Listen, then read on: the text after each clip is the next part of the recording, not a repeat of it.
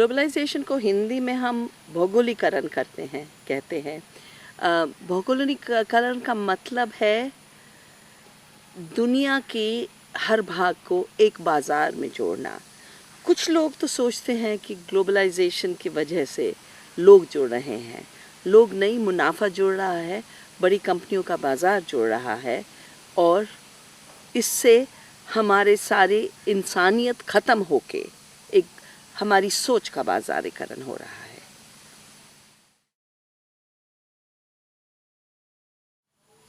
है। भौगोलिकरण और बड़ी कंपनियों के कब्ज़े की वजह से भारत की कृषि पे बहुत फ़र्क पड़ा है। पहली बात तो हमारे सुंदर विविधता, हर खेत एक अलग दृष्टि देता था। आज हर खेत में सोयाबीन है, बीटी कपास है। विविधता का ख़त्म होना। दूसरा, किसानों के कर्ज बढ़ना। कर्ज इतने बढ़ गए हैं, जब बीज 2 रुपये का, 1 रुपये का बीज 2000 और 1 लाख रुपए का मिलेगा, किसान कर्ज में जाएगा ही। और बड़ी कंपनियां किसान को महंगे बीज और महंगे रासायनिक बेचने में लगी हैं और डूबा रही हैं किसान को। इसकी वजह से आत्महत्याओं की होड़, 2 लाख किसानों ने इस देश में 10 साल के अंदर आत्महत्या की है। तीसरा, जैसे जैसे कृषि एक संस्कृति से अलग, एक रोज़गार से अलग, एक भूख मिटाने से अलग हो जाती है और कृषि बस बाज़ार से जुड़ जाती है, भूख बढ़ती है। और इसलिए भारत आज भूख का कैपिटल बन के निकला है। हर दूसरा तीसरा बच्चा आज भूखा है और ये इसलिए हो रहा है कि भारत की कृषि भौगोलिकरण द्वारा बड़ी कंपनियों के मुनाफे के लिए ज़्यादा काम कर रही है, छोटे बच्चे की भूख मिटाने के लिए नहीं।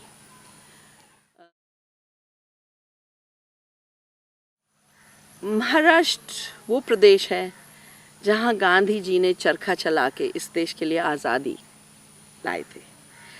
वहाँ पे कपास को एक जंगली पौधे से एक घरेलू पौधा बनाया गया था।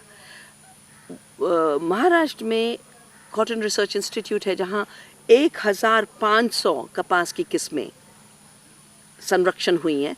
जिस तरह हम नवदानिया में हज़ारों खाने के पौधों की किस्में बचा रहे हैं, पर महाराष्ट्र में आज सब में ज़्यादा आत्महत्या हो रही हैं, 4000 हर साल। वो इसलिए क्योंकि महाराष्ट्र में मोनसेंटो की बीटी कपास, एक जेनेटिकली इंजीनियर्ड कपास, सब में ज़्यादा बिक रही है। 4 लाख एकड़ में जहरीली कपास, 4000 आत्महत्या।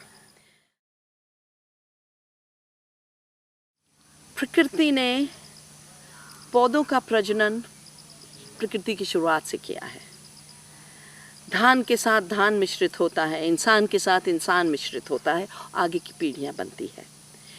जैव यांत्रिक तकनीक, जेनेटिक इंजीनियरिंग, वो टेक्नोलॉजी है जिसमें हम किसी कीटाणु का जीन निकाल के पौधे में डाल सकते हैं, इंसानों का जीन निकाल के गाय भैंस में डाल सकते हैं। ये जो अलग अलग प्रजातियों को एक मिश्रित करने का टेक्नोलॉजी है, ये जेनेटिक इंजीनियरिंग है। इस जैव यांत्रिक तकनीक के बनाए हुए पौधों से बहुत असर पड़ रहा है इंसानों पे और प्रकृति पे। इंसानों पे असर पड़ रहा है कि ये महंगे होते हैं। ये क्यों किया जा रहा है? क्या प्रकृति के लिए भला है? नहीं, प्रकृति ने जातियां अलग अलग इसलिए बनाए कि वो चाहती थी वो विविधता अलग अलग हो। मिश्रित होने से प्रकृति में पोल्यूशन फैल रहा है और ये पोल्यूशन की वजह से एक नया तरह का दिक्कत आ रहा है। अगर मैंने बैक्टीरिया का जीन पौधे में डाल दिया है, जैसे बीटी कपास में एक बैक्टीरिया का जीन है, वो फैल फैल के मिट्टी में जा रहा है। उसको जब मधुमक्खी खा रही है वो मर रही है। जब वो पॉलिनेशन के द्वारा और पौधों में जा रहा है तो एक प्रदूषण फैल रहा है। दूसरा इसका असर, ये अनटेस्टेड है, बिल्कुल नई तरीके के पौधे बन रहे हैं, नए तरीके के खाने बन रहे हैं। इसमें एंटीबायोटिक रेजिस्टेंस मार्कर्स हैं, इसमें वायरल प्रोमोटर्स हैं, इसमें कैंसर, एग्रोबैक्टीरियम कैंसर के जीन्स हैं। जब ये सारे नए नए जीन्स का खाना हम खाएंगे, वो हमारे पेट के जीन्स में मिश्रित होगा, नई बीमारियां फैल रही हैं। कैसे हुआ H1N1 वायरस, जिसमें सुअर का, मुर्गी का और इंसानों का जीन, वायरस का जीन एक साथ था। ये जो नई नई बीमारी बन रही हैं, जैव यांत्रिक तकनीक के स्पीशीज बाउंड्री क्रॉस करने की वजह से बन रही हैं। किसानों के तो असर पड़ रहा है। जैव यांत्रिक पौधे इसलिए बनाए जा रहे हैं कि उन पे पेटेंट हो सकता है, पेटेंट की वजह से दाम बढ़ रहे हैं। मुनाफा तो कंपनियों का बढ़ रहा है, पर कंपनियों का मुनाफा जुड़ा हुआ है किसानों की गरीबी से। क्योंकि भारत एक बहुत बड़ा देश है, भारत के किसान बहुत ज़्यादा हैं, इसलिए सब में ज़्यादा बीटी कपास भारत में फैला है। पर भारत के साइज़ के मुकाबले में नंबर अभी भी कम है, और मेरा तो मानना है भारत का भविष्य एक GMO फ्री भविष्य होगा।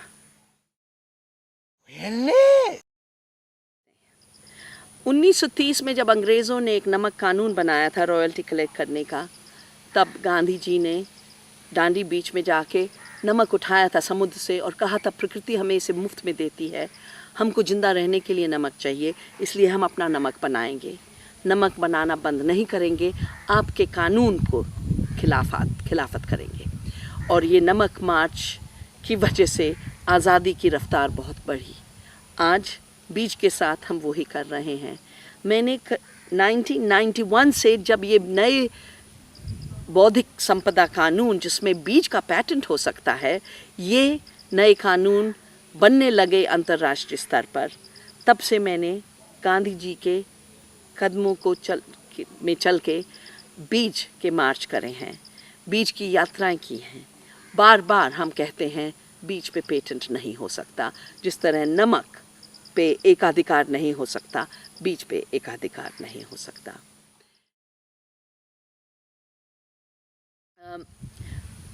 दुनिया में इस वक्त 4-5 देशों में ही जैव यांत्रिक बीजों का इस्तेमाल परमिटेड है। इनमें है कनाडा, USA, ब्राज़ील, अर्जेंटीना, चीन और कपास में भारत। बाकी सारे देश GMO मुक्त हैं, और वो इसलिए हैं कि आंदोलन हुए हैं, आंदोलनों ने ही ये बड़ी कंपनियों को रोका है। पानी के बिना ज़िंदगी नहीं, और जब पानी का निजीकरण होने लगता है, इसका मतलब जो पौधे को पानी चाहिए उसको पानी नहीं मिलेगा, जिन इलाकों को पानी चाहिए उनको पानी नहीं मिलेगा, जिन लोगों को इतनी गरीबी है कि वो पानी खरीद नहीं सकते उनको पानी नहीं मिलेगा। इसलिए हम लोगों ने निजीकरण के खिलाफ बहुत बड़े आंदोलन खड़े किए हैं, जल स्वराज का अभियान खड़ा किया है, और दिल्ली में हमने पानी का निजीकरण रोका भी है।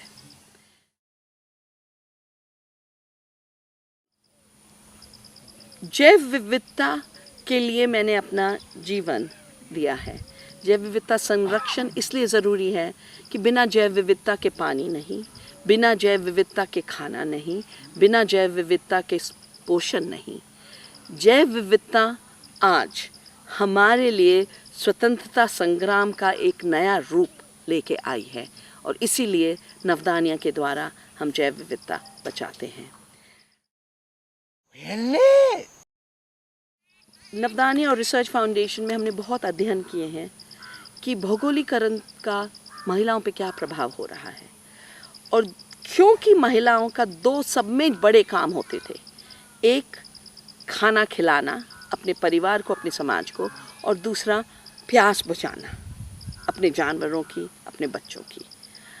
खाने पे और पानी पे भौगोलिकरण का सब में ज़्यादा प्रभाव पड़ा है, और इसीलिए महिलाओं पे जब पानी, आपके पास का पानी या तो गायब हो जाता है या प्रदूषित हो जाता है या निजीकरण हो जाता है, तो महिलाओं को 10 मील ज़्यादा जाना पड़ता है पानी लेने के लिए, उनका बोझ बढ़ता है। जब खाना बाज़ार की तरफ जाने लगता है तो भूख बढ़ती है। जब खेत शहरों में शहर खाने लगते हैं या फैक्ट्रियाँ खाने लगती हैं, तो महिलाओं के पास और कोई रास्ता नहीं रहता। आज के अखबार में आई है एक खबर कि एक महिला ने आत्महत्या की क्योंकि वो अपने बच्चों को खाना न खिला पाई, क्योंकि रोज़मर्रा जीवन पे इतना असर है और रोज़मर्रा जीवन को ही महिलाएं देखती हैं। महिलाओं पे सीधा बहुत भयंकर असर है भौगोलिकरण का। अमीर देश वो देश हैं जिन्होंने पहले हमारे देश को गुलाम करके हमारे सारे प्राकृतिक संसाधन लूट के अपने को अमीर बनाया। आज भी वो देश गरीबी फैला रहे हैं हमारे यहाँ। उन्हीं देशों की कंपनियां हैं जो पानी का निजीकरण कर रही हैं।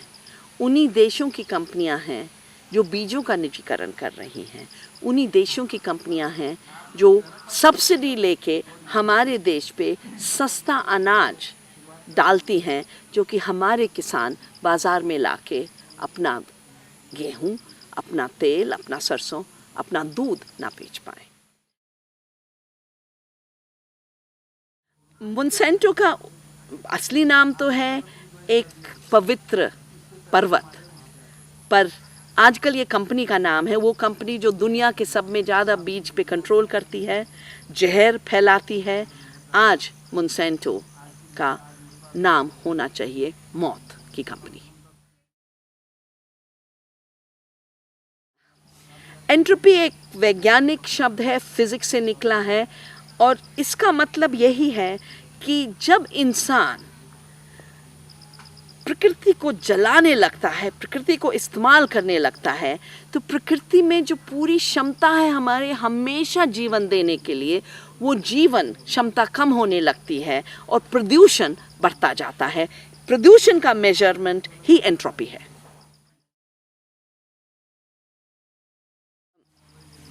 हमारे लिए फूड सॉवरेनिटी का मतलब अन्न स्वराज। अन्न स्वराज, जैसे गांधी जी ने स्वराज का सोचा था इस देश के लिए, और आज खाने से ही हमारे को गुलामी हो रही है।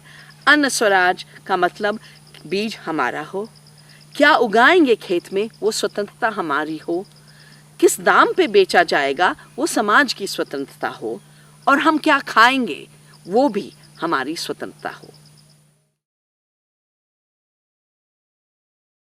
हमको एक बाज़ार बनाया जा रहा है, एक बाज़ार की वस्तु बनाई जा रही है, और इस रास्ते में इंसानियत अपने को एक सदी में ख़त्म कर देगी।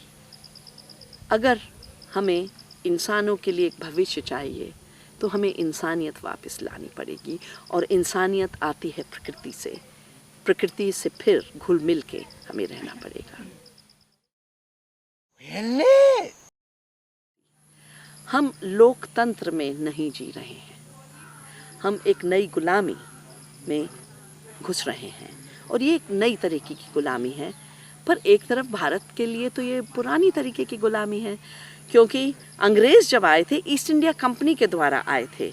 आज 5 ईस्ट इंडिया कंपनी पानी को कब्जा कर रखी हैं, 5 ईस्ट इंडिया कंपनी खाने को, और 5 ईस्ट इंडिया कंपनी बीज को। ये ईस्ट इंडिया कंपनी का राज है, ये लोकतंत्र नहीं।